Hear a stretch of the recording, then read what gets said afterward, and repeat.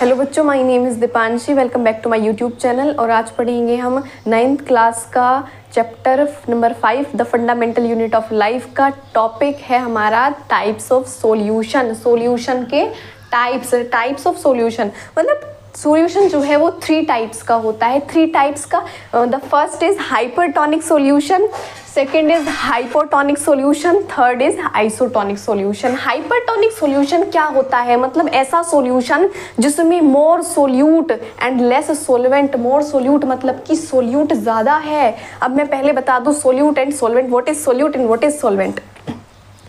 ये कोई भी मतलब एक बीकर ले लीजिए या फिर अपने घर में आप ग्लास ले लीजिए। सबसे पहली बात तो उसमें आप पानी लीजिए। पानी में आप अगर आप नमक डिज़ोल्व करना चाहें या चीनी, वो आपकी मर्ज़ी है। तो आप एक बात, सिंपल सी बात है, पानी में नमक घुलेगा कि नमक में पानी घोला जाता है? सिंपल सी बात है, पानी में नमक घोला जाता है। तो डिज़ोल्व क्या हो रहा है? नमक हो रहा है। नमक क्या है? सोल्यूट है।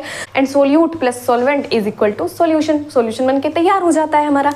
तो हाइपरटोनिक सॉल्यूशन एक ऐसा सॉल्यूशन है जिसमें कि सोल्यूट ज़्यादा होता है। सोल्यूट की कंसंट्रेशन क्या है? ज़्यादा है। और सॉल्वेंट क्या है? कम है। तो ऐसे जो सॉल्यूशंस होते हैं उन्हें बोलते हैं hypertonic solutions. Next hypotonic solution. Hypotonic solution कैसे सॉल्यूशंस होते हैं? जिसमें कि मोर सोलवेंट मतलब कि सोलवेंट जो है, जो अपने अंदर किसी चीज़ को डिसॉल्व कर रहा है, वो क्या है? ज़्यादा है। यानी वाटर क्या है? ज़्यादा है। एंड लेस सोल्यूट कम है। ऐसे सॉल्यूशंस होते हैं हाइपोटोनिक सॉल्यूशंस। हाइपोटोनिक सॉल्यूशन मतलब मोर सोलवेंट एंड लेस सोल्यूट। पढ़ेंगे हम आइसोटोनिक सॉल्यूशन। मतलब टाइप्स ऑफ सॉल्यूशन 2 टाइप हो गए हैं, hypertonic solution, hypotonic solution, isotonic solution. Isotonic solution में क्या है? Same solute and solvent concentration, मतलब कि सोल्यूट भी इक्वल है और सोलवेंट भी बराबर है, तो कोई मूवमेंट ही नहीं होगी। Same solute and solvent concentration मतलब सोल्यूट जो डिसॉल्व हो रहा है, सोलवेंट जो अपने अंदर सॉलिड को डिसॉल्व कर रहा है, वो क्या है? उनकी कंसंट्रेशन क्या है? सेम है, इक्वल है। तो ऐसे सॉल्यूशंस आइसोटोनिक सॉल्यूशंस होते हैं। अब करते हैं शुरुआत। हम देखते हैं डायग्राम्स की हेल्प से कि hypertonic solution, hypotonic solution and isotonic solutions क्या हैं। मतलब अब देखो, सबसे पहली बात तो हम चैप्टर क्या पढ़ रहे हैं? सेल के बारे में पढ़ रहे हैं। तो हम हाइपरटोनिक सॉल्यूशन को कंपेयर करते हैं सेल से। ये है हमारा सेल। हाइपरटोनिक सॉल्यूशन मैंने बताया था कि सेल के बाहर जो सॉल्यूशन है उसमें क्या है? सॉल्वेंट कम है, यानी वाटर मॉलिक्यूल्स कम है as compare to cell. Cell से अगर हम कंपेयर कर रहे हैं तो बाहर क्या है? वाटर मॉलिक्यूल्स यानी सॉल्वेंट क्या है? कम है। और अंदर सेल के अंदर सॉल्वेंट क्या है? ज़्यादा है।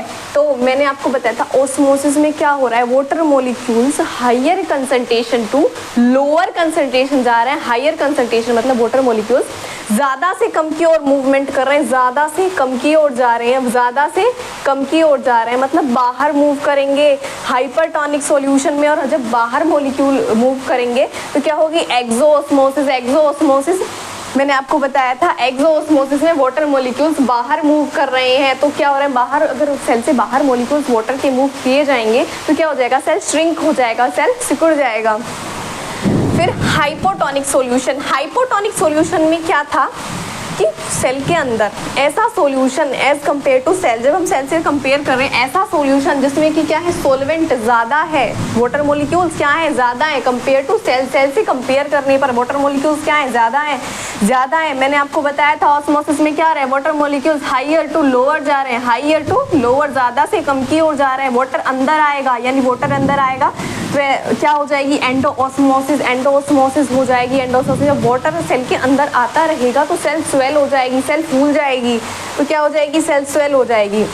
Isotonic solution. आइसोटोनिक सॉल्यूशन में क्या बताया था कि सोल्यूट एंड सोलवेंट दोनों की कंसंट्रेशन क्या है? इक्वल है। दोनों की कंसंट्रेशन क्या है? इक्वल है। तो आइसोटोनिक सॉल्यूशन में सेल के अंदर भी सॉल्वेंट उतना ही है, सेल के बाहर भी सॉल्वेंट उतना ही है। नो नेट मूवमेंट, कोई मूवमेंट नहीं होगी, ना पानी अंदर आएगा ना बाहर जाएगा। तो ये क्या है? Isotonic solution. Solvent and solute are equal. Cell के अंदर भी सेल के बाहर भी, तो कोई मूवमेंट होगी ना, सोल्यूट अंदर जाएगा ना, सॉल्वेंट बाहर जाएगा ना ही अंदर आएगा। So no net movement. ठीक है। अब डेफिनेशन देख लेते हैं, क्योंकि हमने एक्सप्लेन तो बहुत अच्छे से कर लिया है। अब थोड़ी डेफिनेशन और देख लेते हैं। आइए देखते हैं hypertonic solution. Hypertonic solution, a solution that has higher concentration of solute compare to cell. मतलब ऐसा सॉल्यूशन जो क्या रख रहा है, हायर कंसंट्रेशन ऑफ सोल्यूट। आप कह रहे थे मैम, आपने बताया था कि lower concentration of solvent water molecules. बात तो वही है, लोअर कंसंट्रेशन ऑफ सॉल्वेंट या फिर higher concentration of solute compare to cell, cell के कंपैरिजन में। ठीक है, a solution that has higher concentration of solute compare to cell. Cell के मुकाबले में कंसंट्रेशन क्या है, ज़्यादा है। सॉल्यूशन में वाटर मॉलिक्यूल्स क्या हैं, कम हैं। तो क्या है, hypertonic solution. Next, hypotonic solution, a solution that has lower concentration of solute compare to cell. मतलब कि lower concentration of solute, solution में क्या है, सोल्यूट की कंसंट्रेशन कम है और वाटर मॉलिक्यूल्स की कंसंट्रेशन क्या है, ज़्यादा है। ज़्यादा है तो वाटर मॉलिक्यूल्स मूव करेंगे हायर टू लोअर, मतलब सेल के अंदर मूव करेंगे तो सेल स्वेल हो जाएगा। तो हाइपोटोनिक सॉल्यूशन हो गया। Isotonic solution, isotonic solution have equal solute concentration and show no effect on the cell. मतलब सेल पर कोई इफेक्ट नहीं डाल रहा। आइसोटोनिक मतलब क्या बोला था मैंने कि सोल्यूट सेल के बाहर भी इक्वल है, सेल के अंदर भी इक्वल है। अगर हम इसे एक हाई आइसोटोनिक सॉल्यूशन में अगर ऐसा सेल डालें जिसमें कि सोल्यूट एंड सॉल्वेंट सेल के अंदर भी उतना ही है और सॉल्यूशन में भी उतना ही है, तो सेल के ऊपर क्या इफेक्ट डालेगा, कुछ भी नहीं। ना मूवमेंट बाहर होगी वाटर की, ना अंदर होगी। Okay, clear. अब हम पढ़ेंगे types of cell on the basis of nucleus. Nucleus न्यूक्लियस के बेस पर टाइप्स ऑफ सेल, सेल कितने टाइप के होते हैं। दो टाइप के सेल्स होते हैं, prokaryotic cell and eukaryotic cell. Prokaryotic cell क्या होते हैं, जिनमें nucleus is undefined and is called nucleoid. Nucleus undefined होता है, मतलब कि ये हमारा एक बैक्टीरिया है। आप इस स्ट्रक्चर को ऑब्जर्व करें तो इसमें क्या है, न्यूक्लियस अनडिफाइंड है, न्यूक्लियस नहीं होता प्रोकैरियोटिक सेल में। इनमें इनका डीएनए जो होता है वो ऐसे ही फ्रीली प्रेजेंट होता है, ऐसे ही पड़ा रहता है और जिस रीजन में पड़ा रहता है उसे बोलते हैं न्यूक्लियोइड। क्या बोलते हैं भाई, न्यूक्लियोइड बोलते हैं। सो nucleus is undefined and is called nucleoid. Nucleoid जिस रीजन में पड़ा है, इनका डीएनए फ्रीली प्रेजेंट है, उसे बोलते हैं न्यूक्लियोइड। और अनडिफाइंड होता है, न्यूक्लियस प्रेजेंट नहीं होता। Membrane bound organelles are absent. इसमें ऑर्गेनेल्स ही नहीं होते। मतलब जब अर्थ बनी रही थी, जब प्रिमिटिव, ये सबसे प्रिमिटिव सेल्स हैं, सबसे प्रिमिटिव बैक्टीरिया। मतलब जब अर्थ बनी रही थी तब स्टार्टिंग में जब उस पर लाइफ आ रही थी, ये उस टाइम के सेल्स हैं, बहुत पुराने प्रिमिटिव सेल्स हैं। तो जब ये इसमें ऑर्गेनेल्स प्रेजेंट नहीं है, जैसे माइटोकॉन्ड्रिया, एनिमल सेल है ना, यूकैरियोटिक सेल, इसमें तो सब कुछ है एनिमल सेल में। एंड प्लांट सेल में क्या है, mitochondria, powerhouse of the cell, cell का पावर हाउस। एंडोप्लाज्मिक रेटिकुलम भी है, लाइसोसोम भी है, प्लास्टिड्स भी है, लेकिन इसमें कुछ भी नहीं है। इस बेचारे के पास सिर्फ कुछ स्ट्रक्चर्स हैं जिन्हें बोलते हैं राइबोसोम्स, जिससे ये प्रोटीन सिंथेसिस करते हैं। इसके पास कुछ भी नहीं है, सिर्फ डीएनए है, राइबोसोम्स हैं, जिससे ये प्रोटीन सिंथेसिस करता है, प्रोटीन बनाता है। और इसमें ये फ्लैजिला होते हैं, जो फ्लैजिला हेल्प्स इन मूवमेंट, इसकी मूवमेंट में मदद करते हैं। प्रोकैरियोटिक सेल्स प्रिमिटिव सेल्स होते हैं, ये यूनिसेलुलर होते हैं। Next, eukaryotic cell. Eukaryotic cell क्या होते हैं, nucleus is well defined by nuclear membrane. मतलब ये एनिमल सेल है या फिर प्लांट सेल, या कह सकते हैं eukaryotic cell. Nucleus is well defined, nucleus well defined है और बाय न्यूक्लियर मेम्ब्रेन, मतलब इसके ऊपर मेम्ब्रेन है। डीएनए इनका फ्रीली नहीं पड़ा है, एक मेम्ब्रेन के अंदर है, double bounded membrane. Membrane bound cell organelles are present, mitochondria, Golgi body, endoplasmic reticulum are present, सब प्रेजेंट है। एग्जाम्पल है इसका plant cell and animal cell. देखो एनिमल सेल और प्लांट सेल में डिफरेंस बस इतना है कि एनिमल सेल में देखो प्लाज्मा मेम्ब्रेन तो सब में होती है, एनिमल सेल में भी होती है और प्लांट सेल में भी होती है, लेकिन प्लांट सेल में बस एक अलग एक्स्ट्रा चीज़ दी है, वो है सेल वॉल। सेल वॉल, अब एक क्वेश्चन मन में ये भी आता है कि भाई प्लांट सेल के पास ही सेल वॉल क्यों है, एनिमल सेल के पास सेल वॉल क्यों नहीं है। अगर प्लांट सेल के पास सेल वॉल ना हो तो क्या हो, प्लांट्स जो है मूवमेंट नहीं कर सकते, हम मूवमेंट कर सकते हैं। अगर समझ लें आंधी तूफान बारिश आती है तो हम अपने घर में आ जाते हैं, भाग के खिड़की दरवाजे बंद कर लेते हैं, अपने आप को सेव कर लेते हैं। प्लांट क्या करेंगे, प्लांट तो एक जगह खड़े रहते हैं, वो इमोबाइल होते हैं, मूवमेंट नहीं कर सकते, तो वो अपनी सेफ्टी के लिए अपने आप को रिजिड बनाते हैं, किसके थ्रू, सेल वॉल के थ्रू। इसलिए उनके पास सेल वॉल प्रेजेंट होती है जो कि उन्हें स्ट्रेंथ प्रोवाइड कर रही होती है। और प्रोकैरियोट्स के एग्जाम्पल है बैक्टीरिया एंड आर्की सेल्स।